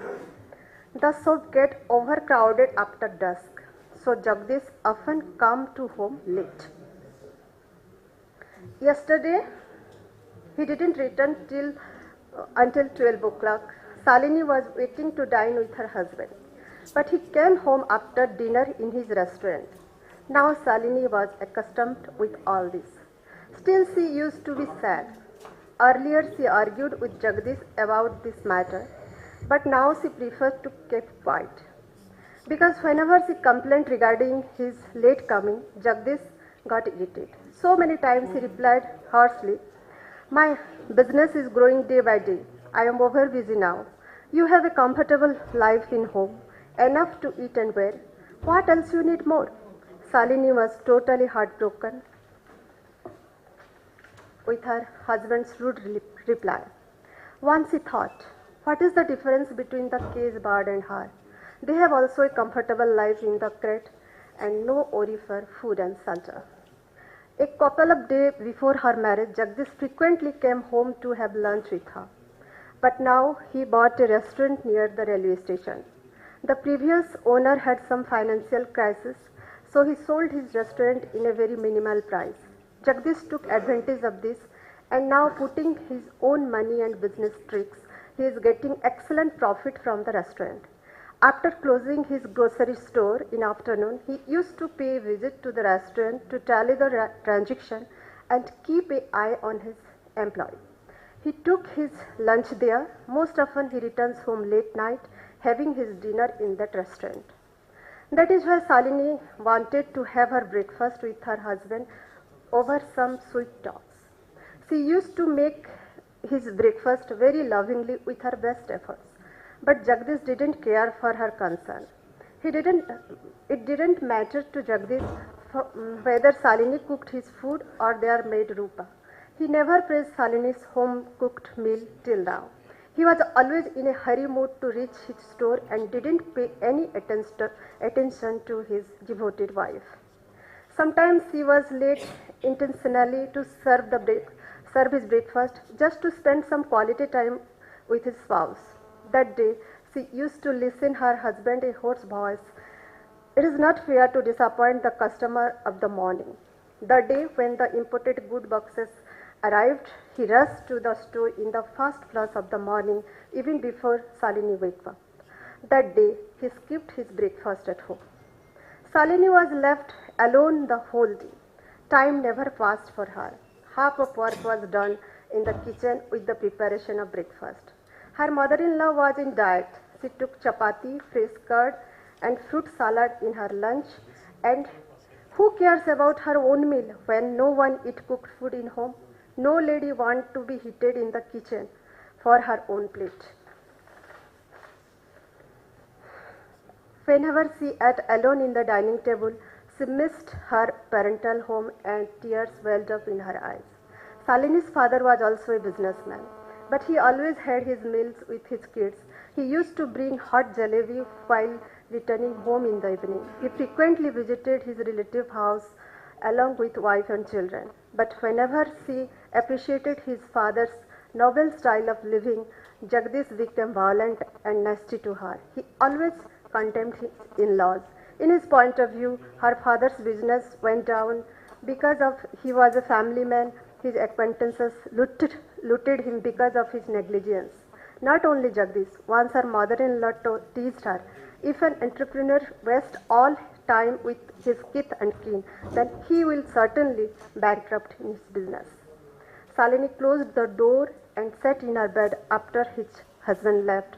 She had no interest to watch TV by changing channels. When there is no peace in mind, no television can entertain you. Salini was very fond of reading books rather than watching TV. She loved to compose verses in her school and college days. Her poems and short stories were published in various magazines at that time. But now her mother-in-law got irritated seeing a piece of newspaper in her hand. She always got to hear sarcastic remarks from her mother-in-law. "Oh, my genius died. If you are so much fond of reading, why did you marry just a 10th pass person?" Certainly that was the biggest regret she had in her life. Even her father didn't want his gold medalist daughter to marry a poorly educated girl. He wished to get married Shalini with a highly educated, decent boy doing a high-ranked job. But when fate was ordinate that for her, who could change it? At least her financial condition would be stable. She has enough to eat and wear. He negotiated his daughter's marriage with a son of an affluent family. Now, whenever she visited her parental house, she used to talk about the incalculable wealth of her in-laws, but her father read her mind through her face. She had heard father to say her mother, "I ruined my daughter's life." A cry of anguish broke his heart while saying this. A lot of queries arising in her mind. Is that enough to being in the same bedroom to survive a marriage if the couple at no match of heart and head? What kind of married union her wedding is? Both partners are entirely out of sync. Who needs a marriage if you can't share your love and tears with your spouse? Very often she thought, how could she improve her life without a bridge? She knows very well her parent will not grant her breakup with Jagdish. They can't bear such a despair in her marriage. It's also true that a divorce is always painful when people throw sardonic comments and you are accountable to their interrogation.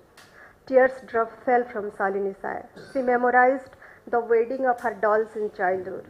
She and her friend Nalini were getting their dolls married. That was a game. Still, it had an appeal and fascination in her girlhood. But the holy matrimony failed in reality in her legal marriageable age. Her higher education is also worthless, it has no use in her domestic life.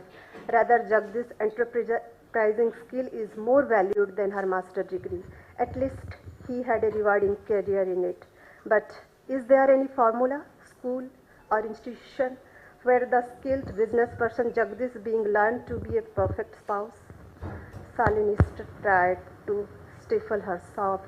It was again her mother-in-law's lunch time. She entered to the dining hall to serve her food platter. Thank you. Thank you, Srishti Sri.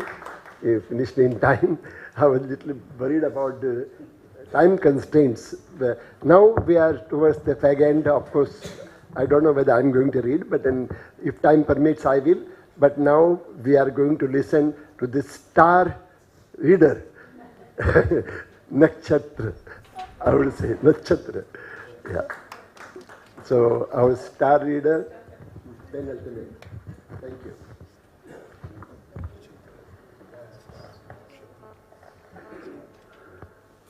कहानी का नाम है जी दलदल। अंधेरा उस छोटी सी basement के हर कोने में घात लगाए बैठा था। वहाँ बिछे गद्दे पर अर्ध निंद्रा में पड़ा कांता बार बार अपनी आंखें खोल देख रहा था, पर उसके आसपास की चीज़ें उसे साफ नहीं दिखाई दे रही थी। दीवार पर टंगी घड़ी ने उस समय शाम के 7:30 बजाए थे जब आखिरी बार उसको घड़ी की सुइयां ठीक ठीक चलती दिखाई दी। दोपहर को बेड ड्रग की डोज कुछ ज़्यादा ले बैठा, जिस कारण रात गिरने से पहले ही उसके जेहन में अंधेरा तेज़ी से भरने लगा। दिन भर रोशनदान से काफ़ी रोशनी बेसमेंट में आती रही, पर पूरी तरह अंधेरा छा जाने के बाद अंदर का अंधेरा और गहरा हो गया। उसने 2-3 बार बत्ती जगाने की कोशिश की, पर उससे उठा ना गया। कॉलेज गए उसे 15 दिन हो गए थे। कुछ समय से उसकी अपने साथियों के साथ बोलचाल बंद थी। तरन तारण वाले राकी की संपर्क में आने के बाद वह अपने साथियों से दूर होने लगा।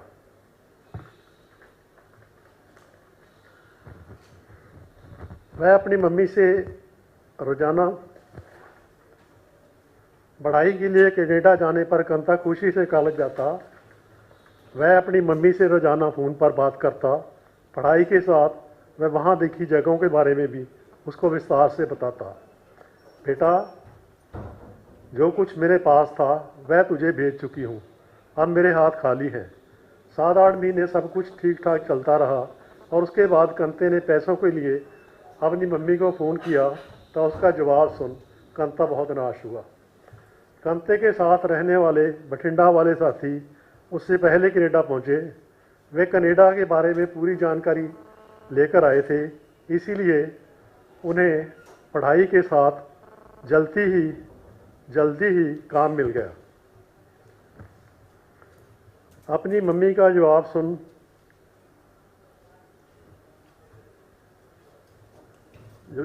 सुन कंता भी काम की तलाश करने लगा, पर उसको मनचाहा काम नहीं मिला। हम तो जैसा भी काम मिले कर लेते हैं, अपने साथियों के जवाब से बखीज उठता। उसके बाद छुट्टी वाले दिन उसे जैसा भी काम मिलता वह करने लगा। यहाँ के जिन पंजाबी कारोबारियों के हम अपना समझ काम के लिए जाते हैं, वह हमारे पास सीमित घंटों का वर्क परमिट होने पर हमारी मजबूरी का नाजायज़ फ़ायदा उठाते हैं। निश्चित मजदूरी से बहुत कम डॉलर मिलने के बाद कंते ने अपने साथियों से बताई, भैया जो मिलता है लिए चल। उनका जवाब सुन वह और निराश हो गया। काम पर लग जाने से कंते की अपने साथियों से बहुत कम बात होती।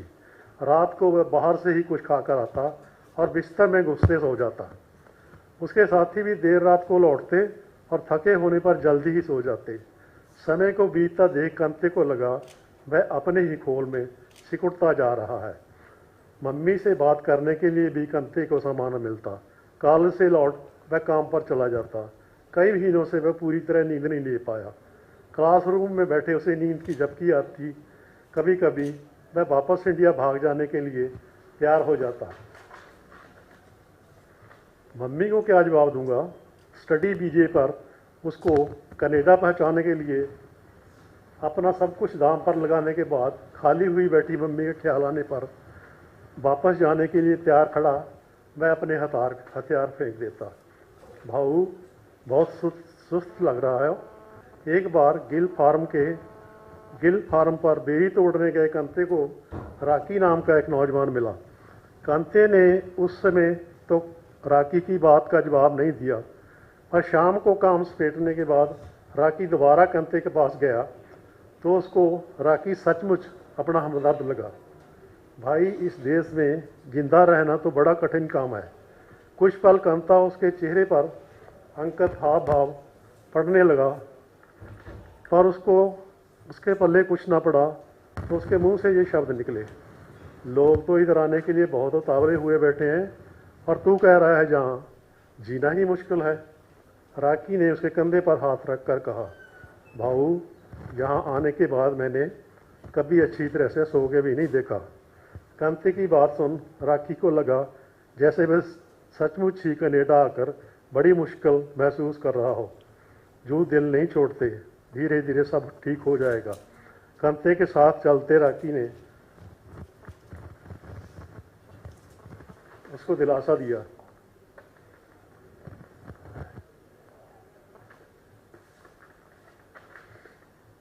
थोड़ी दूर चलने पर राकी ने उसके गांव, पारिवारिक पृष्ठभूमि और अन्य जानकारी हासिल कर ली। ये सब पूछने पर कंते को लगा उस भाग दौड़ भरे माहौल में भी कोई ऐसा है जो उससे इतने स्नेह से उसकी खैर खबर पूछ रहा है। राकी भी कंते की तरह वहाँ पढ़ने आया था।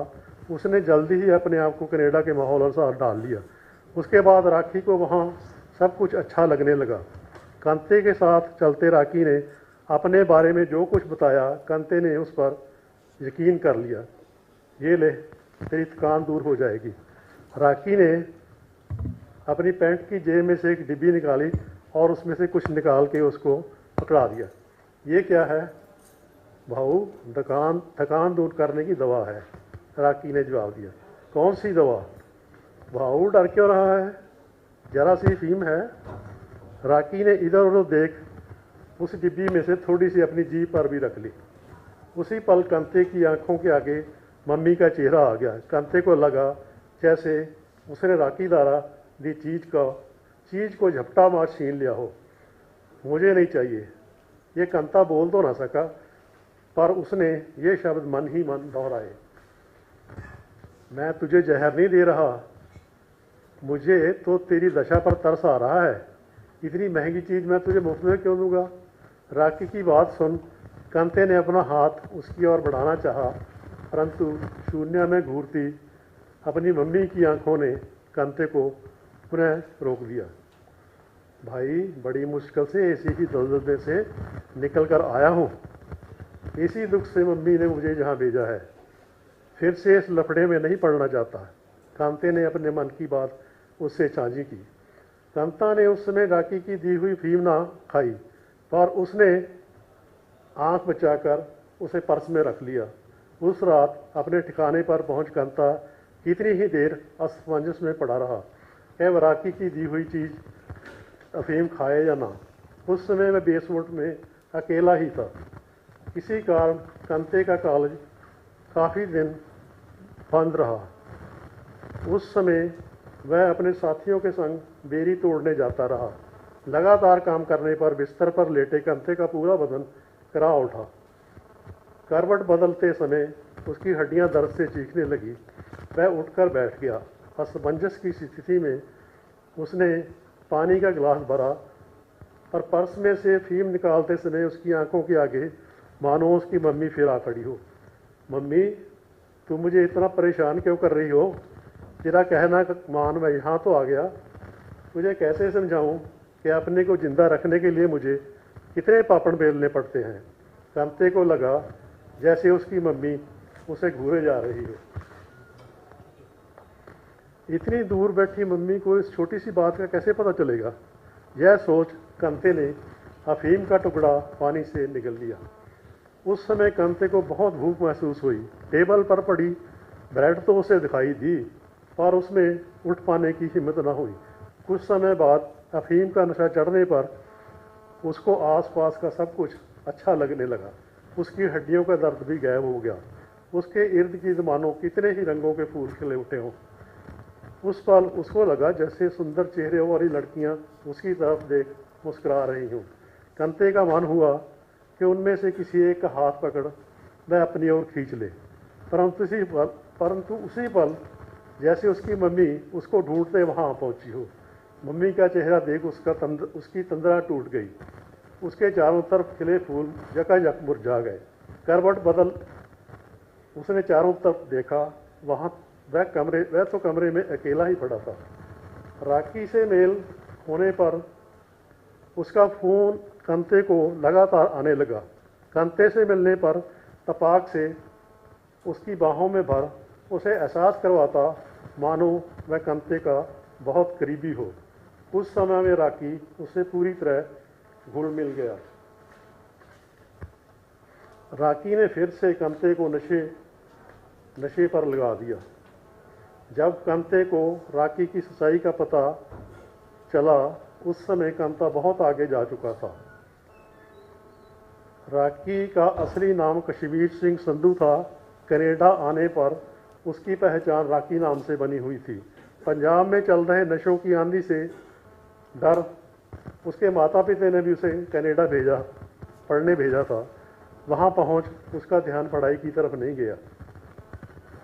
विद्यार्थियों में उसकी लोकप्रियता के कारण ड्रग माफिया के एक ग्रुप ने उसको अपने साथ जोड़ लिया। तबीयत ठीक ना होने के कारण उस दिन कांता बेरी तोड़ने नहीं गया। दोपहर को ड्रग की अधिक डोज लेने से उसका शरीर ऐसा टूटा कि बिस्तर पर गिरने के बाद उससे दोबारा ना उठा गया। उस रात बेसमेंट में कांता अकेला ही था। आधी रात को उसका गला सूखने लगा, पर उससे उठकर पानी न पिया गया। आंखें बंद किए लेटे कांते को लगा मानो वह समुद्र की लहरों पर तैरता आगे ही आगे बढ़ रहा हो। समंदर किनारे खड़ी उसकी मम्मी कांते को और आगे जाने से रोक रही थी। कांता अपने आप को आगे जाने से रोक ना पाया। यद्यपि वह समुद्र में बहुत आगे तक पहुंच गया, पर चारों तरफ पानी ही पानी होने के बावजूद उसको पीने के लिए पानी न मिला। अचानक आई एक लहर ने उसको बहुत ऊंचा उछाल दिया। वह और गहरे पानी में पहुंच गया। पानी की तेज लहरों में डूबते तैरते उसकी सांसें फूलने लगी। उसने वापस किनारे की तरफ लौटना चाहा, पर उसको पता नहीं लग रहा था कि किनारा किधर है। मुझे बचा ले मम्मी, कांता जोर जोर से चीखने लगा, पर उसकी आवाज़ मम्मी के कानों तक न पहुंच सकी। चाचा, तू ही यहाँ से मुझे निकाल ले। अपने चाचा को भी कांते ने मिन्नत की। उस समय राखी का चेहरा भी कांते को दिखाई दिया।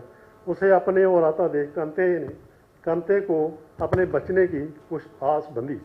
राखी, ये क्या कर रहा है? वह तो कांते को गर्दन से पकड़ और गहरे पानी में ले जा रहा था। मुझे छोड़ दे राखी, मैं मर जाऊंगा। उस समय कांते के मुंह से ये शब्द निकले जिन लहरों से वे कभी अटकेलियाँ करने खुशी से समुद्र में उतरा था। उन्होंने कांते को वापस न लौटने दिया। धन्यवाद नक्षत्री जी. So we are almost done with 6 of them. The last remaining is myself, but the time is almost over. Do you think I should do the reading or can I skip it? But I can promise you it will be less than 10 minutes, less than maybe 6 to 7 minutes. I'll try to. Is it okay? Please, no.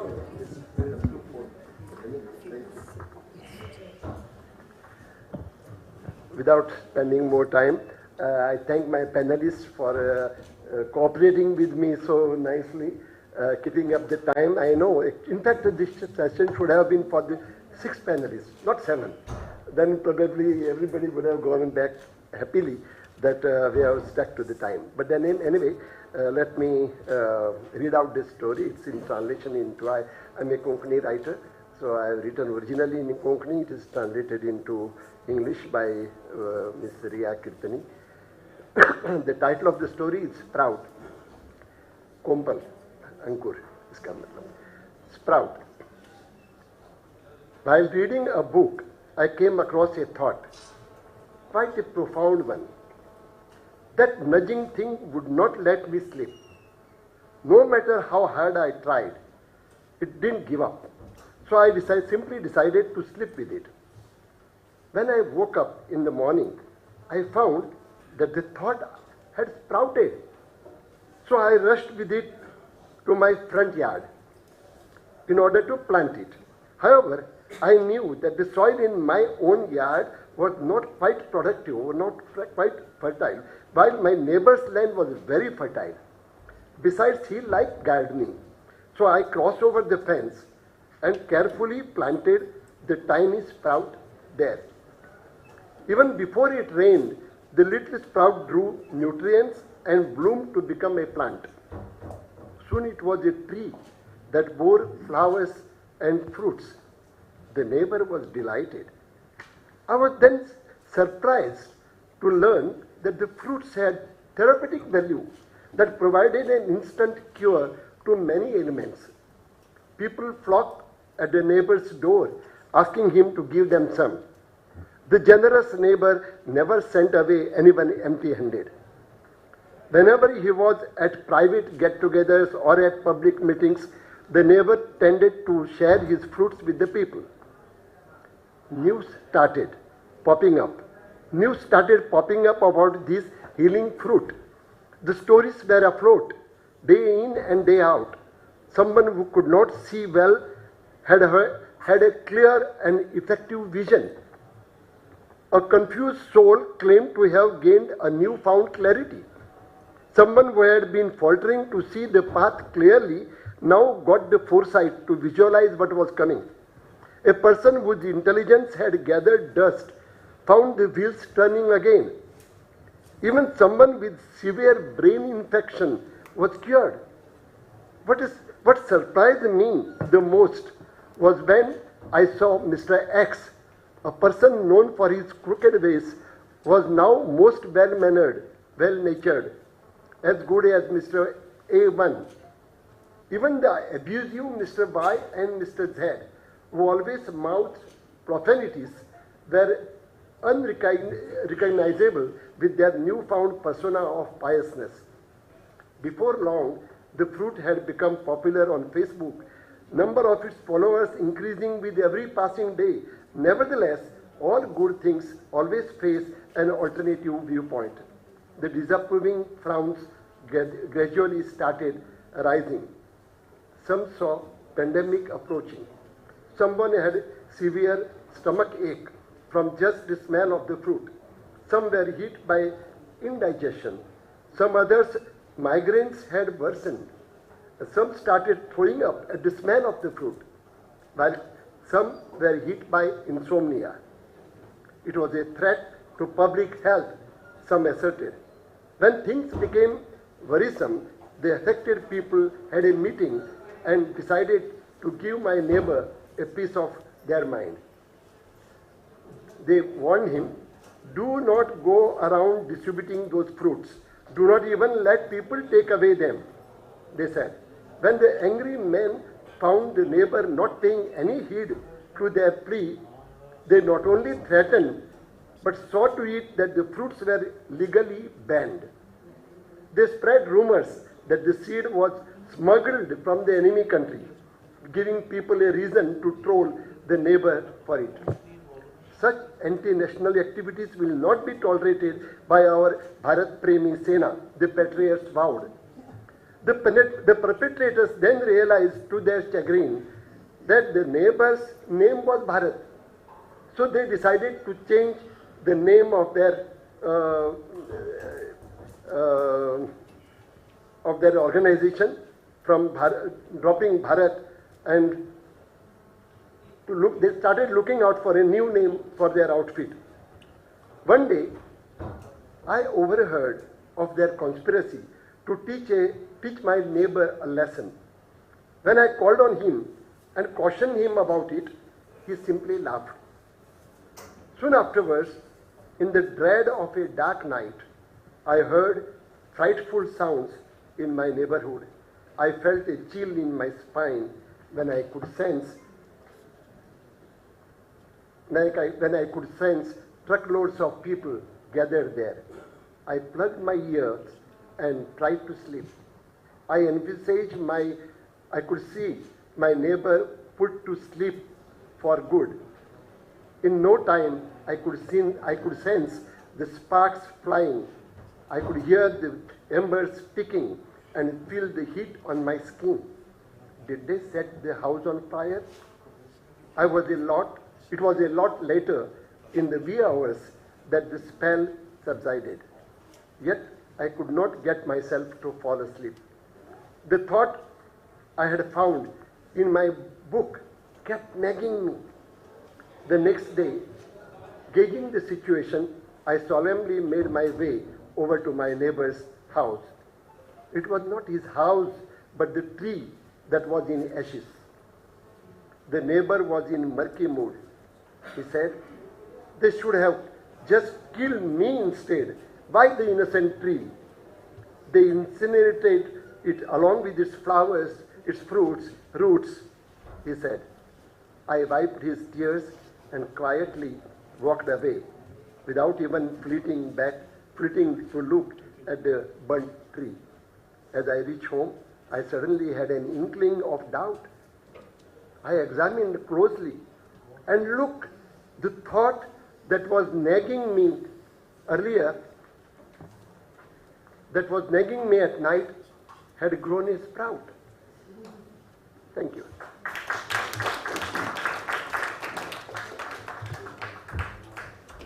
Over to Monica. Thank you so much, sir. It was a very nice session, participated well by all the authors and the narrators today. I would like to call upon Shri Madhav Kaushik ji, President Sahit Academy, to do the honors of all the speakers today over the stage. This is the plum on the cake.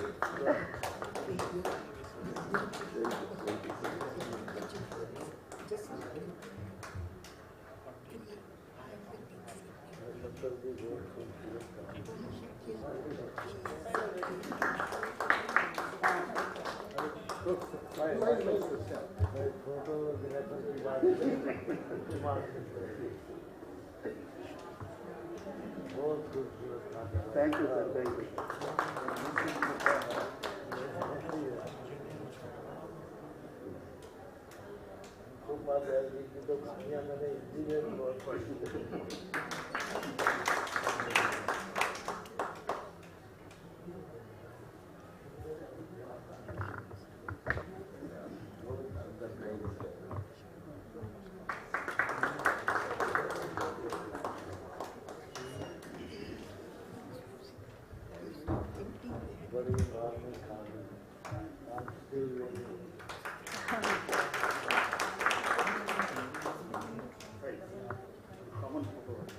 And it would be followed by a group photograph. So, sir, I request you to be on the stage for a group photograph.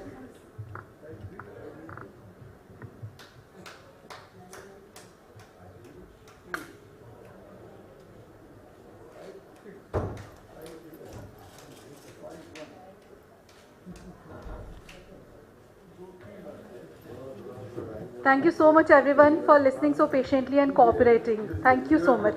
We'll start next session after 15 minutes.